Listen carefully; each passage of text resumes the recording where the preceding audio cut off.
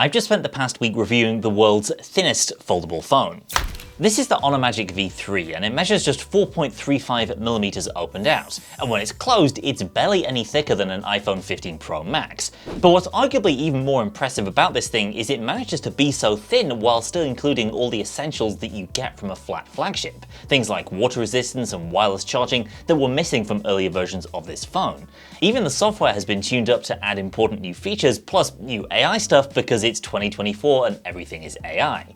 So it's time to go deeper and find out if this super thin foldable is actually any good, and also see whether Samsung should be worried. I'm Alex Doby, this is XDA, let's jump in. You can first appreciate what's so special about this phone when you pick it up in its closed configuration. It has almost the same footprint as a Pixel 9 Pro or iPhone 15 Pro Max, only being slightly narrower, and at 226 grams, it's lighter than an S24 Ultra. More than any other foldable I've used, picking this thing up just feels like a regular smartphone, in a way you really don't get even with the most recent incarnation of Samsung's Z Fold. Open it out and it becomes ludicrously thin, the equivalent of a little over 5 credit cards stacked on top of each other, obviously excluding the camera bulge, which to be fair is sizable. But even comparing it to other thin foldables like the special Porsche Design Edition of last year's Magic V2, you can see the progress and the tenths of millimeters being painstakingly shaved off in pursuit of that goal of a compromise-free foldable, a phone that you can open out to give you a larger display without being markedly worse at just being a regular phone the rest of the time. And look, here's the truth that Honor and everyone else making a foldable is fighting against. Foldables are always going to be compromised in some way. They're more fragile, inevitably. They're more expensive, no denying that. And the latest camera tech takes a few generations to be miniaturized so that it can fit down into a foldable. And yet, I've been shocked at how close the Magic V3 comes to this platonic ideal of foldable tech. You can mostly forget that you're using a foldable in the way that you just can't with something chunkier like a Z Fold. The build and design is pretty sharp. You've got a brushed aluminium casing here with this stylish geometric pattern along the edge and vegan leather around the back. There's also a more traditional matte option if that's not your thing. But the leather adds a nice bit of extra grippiness as well as visual contrast. The external screen's aspect ratio of a little over 21:9 means most Android apps are going to look perfectly normal on here, and it's a great looking display in its own right, with a quoted peak brightness of 5000 nits. These peak brightness numbers, which typically don't apply to the entire screen, are getting kinda nuts these days, but I can confirm that daylight visibility is indeed top notch on this panel, and it's also got all the 120Hz LTPO goodness you expect from a flagship display for smooth scrolling balanced with battery life. Aside from the very striking design, of course, what's impressive about this phone is how much Honor has been able to pack in here while maintaining such aggressively thin dimensions. The power key, for example, is tiny, but still includes a capacitive fingerprint scanner, and it actually works really well. And the speakers too, included in the top and bottom frame, are a little quieter than something like the 15 Pro Max at its maximum volume level, but it's still very much loud, clear, and bassy enough to make a decent YouTube or Netflix streaming experience. To me though, the two biggest additions this time around which were missing from the previous Magic V2 are wireless charging and water resistance. With a compatible wireless Honor supercharger, it'll charge up to 50 watts, which is quite the upgrade from 0 watts wirelessly in the previous model. And that's in addition to the same 66 watts over a wire as the Magic V2. And with an IPX8 rating, it's certified against water ingress but not dust. The previous model lacked an IP rating of any kind, so that's extra peace of mind there.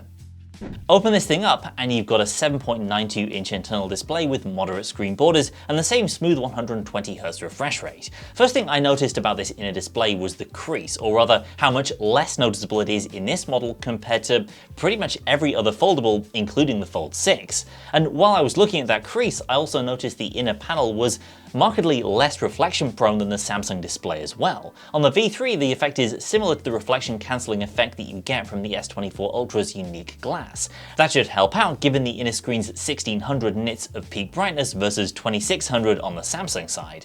But honestly, like I said, these peak brightness numbers have become kinda meaningless, and the internal display in bright daylight still looks perfectly bright and legible. The hinge itself has gotten some pretty serious upgrades in this model, with boosted tensile strength thanks to Honor's 2nd gen super steel material, which the company says can last for up to 500,000 folds. The new hinge is apparently 1,250% more resilient than that of the previous Magic V2. And while those claims are difficult to dig into without testing this thing to destruction, what I can say is it definitely feels firmer than the hinge that I used on the Magic V2. And in terms of resistance and that snap feel that you get as you're opening and closing it comes pretty close to the feel of the Z Fold 6. To Samsung's credit, they've really nailed the feel of their hinge this year. On the inside, Honor's packed in some predictable generational upgrades. The SoC is now Qualcomm's latest Snapdragon 8 Gen 3, giving it some efficiency and performance bumps over the previous gen and bringing it in line with Samsung. And the unit I'm testing has 12 gigs of RAM paired with 512 gigs of storage, and 12 gigs is still perfectly fine, and the phone will remind you that it's siphoned a further 12 gigs on top of that of the internal storage to act as RAM through the Honor RAM Turbo feature. So you pretty much got a full no compromises spec sheet here, and that includes the battery, a 5150 mAh cell that goes far beyond what Samsung and Google are offering in their foldables. It's also a modest bump over the Magic V2, which already had decent battery life to begin with. But between that small spec bump and the extra efficiency of the new Snapdragon chip, I'm noticing probably some of the best battery life I've gotten out of any foldable in the Magic V3, and that's even with the ambient display on and the screen set to 120Hz mode. Actually, that last bit deserves some explanation. The refresh rate switch is one of a few minor settings changes you'll definitely want to make in Honor's Magic OS for a more pleasant day-to-day experience. The default auto setting for refresh rate locks down some apps like Twitter to 60Hz, which is just unnecessary with an LTPO panel, so you're going to want to set it to 120 manually. Don't worry, this doesn't override the LTPO display, and it will still lock down to 60 or 10 when necessary. Two other similar settings include the app drawer home screen option, so you don't need to have all your apps cluttering up the launcher at the same time, and the accessibility setting to force multi-window in all apps, which you'll want to enable because any weirdness that may result from that is well worth the convenient trade-off of being able to force every single app into multi-window mode. All of this is part of Honor's Magic OS 8.0.1, the latest point release of the Android 14 based firmware. It's a minor revision over 8.0, which in turn was a big improvement over the sometimes rough experience in version 7. The biggest new addition in this point release is the full screen taskbar here, a great addition for easier navigation on that internal screen. It's activated by a short swipe up from the bottom, which does take a little getting used to in order to not accidentally trigger a full swipe up to go home. But yeah, once you've grabbed it, you can drag apps into either segment of the display or the windowed area in the middle, or just tap them to open full screen. Now, I still would have preferred a Samsung-style option to include a persistent taskbar at all times. I can kind of see why Honor has done it this way to maximize screen real estate for apps, but it still wouldn't have hurt to at least make it an option. Either way, it definitely speeds up the feel of multitasking when you're in tablet mode, and that's in addition to all the other multi-window and floating window modes from earlier Magic OS versions, including this swipey tab control up top and desktop-style window controls when you're in window mode. Otherwise, Magic UI remains a curious mix of some Android influence, some Honor influence, and a fair bit of iOS inspiration, like the folder, notification, and quick settings implementations that still feel very iPhone-y. If you were turned off by the Honor software of 2 or 3 years ago, it has improved a lot since then, but it's still got its own characteristic way of doing things. Of course, this being 2024 and this being a smartphone, manufacturers are required by law to include new AI features, and despite my general cynicism towards AI, there are a couple I found here to be pretty impressive.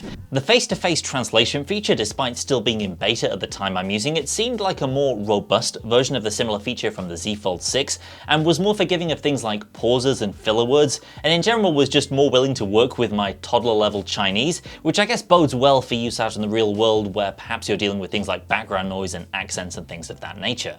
The AI Magic Eraser feature for photos is built on technology from Google, and it's very similar to the way the Pixel's Magic Eraser feature works. This feature definitely seemed to be slower in my testing, but the results were generally of a very high quality, and the feature seemed to show greater understanding of objects surrounding or even intersecting with the thing that you're trying to erase. It's really not all that far off the generative fill feature from Adobe Photoshop. So look, Honor's software definitely requires a bit more tweaking to get it the way I like to use a phone versus a typical Galaxy or Pixel, but I'm still pretty much fine with this software. It has its quirks, but then who among us doesn't? Finally, the camera system, and this is one area where foldables do tend to skimp, either for budgetary reasons or just due to the lack of space to fit in larger, more capable image sensors.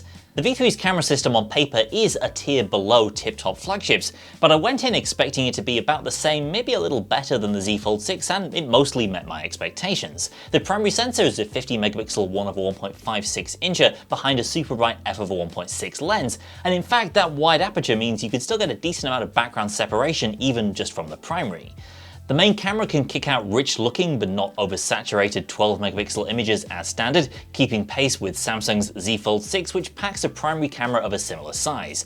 Honor favors warmer hues in daylight scenes, which in overcast conditions like the ones in this shot I actually preferred. And in lower light conditions, that bright lens combined with Honor's night mode to produce some surprisingly great shots. I definitely wouldn't feel like I was missing out in nighttime photos using the V3 versus a flat flagship with a bigger sensor. Meanwhile, in portrait mode, Honor's foldable has inherited some of the hardcore portrait shooting capabilities we saw in the Honor 200 Pro a few months back. Ultra-wide performance is perfectly fine too, with a 40 megapixel sensor and a field of view that, while slightly narrower than Samsung, still gets the job done. It's also a perfect angle for wider selfies, which has probably been the main way I've been using this ultra-wide camera. Still kind of baffling though that there's no palm raised gesture option when using the camera in this way, which is kind of a table stakes feature for other foldables. And I went in with fairly modest expectations of this phone's telephoto, but actually ended up pleasantly surprised. With its 50 megapixel resolution, the periscope shooter provides plenty of resolution to zoom in beyond the starting zoom level of 3.5 times. Meanwhile, Honor's processing is capable of pulling out some clean shots from this sensor even in relatively poor lighting. And in video mode, while you obviously don't have the Honor Magic 6 Pro's large main sensor or the superior 180 megapixel telephoto, which I found was just perfect for product shots, it does perform capably when shooting at 4K 30 on all three of these cameras, leaning on processing a bit more to clean things up, especially when you're shooting an ultra-wide. But the primary cameras and telephoto really did hold their own very well against contemporary flat flagship phones. You'll always trade off some photo and video performance in a foldable, but that FOMO was less apparent than ever for me using the Magic V3. So that's the Honor Magic V3, and it might actually be my favourite foldable out of all the models I've used to date. The design is ludicrously thin, made all the more impressive by the fact that it's now water resistant and comes with wireless charging. Honor's nailed the fundamentals too, with improved battery life compared to last year, helped along by a quicker and more efficient SoC. And the software, while still an acquired taste in some places, makes important improvements around navigation and multitasking, while also introducing AI features, some of which you might actually find useful. And with a price that matches the Z Fold 6 in Europe, it's clear Honor's gunning for Samsung with this release. Regardless, there's no US launch planned, and so in America it still very much is going to remain Samsung versus Google in the foldable space, with a little bit of OnePlus and Motorola fighting from the sidelines. But at least in Europe and parts of Asia, Samsung has a very serious competitor that's a serious risk of eating its foldables lunch. That's it for now. Let me know in the comments what you think of the Honor Magic V3. Stick around and subscribe for more foldable coverage coming very soon. In the meantime, thanks for watching, and I'll see you next time.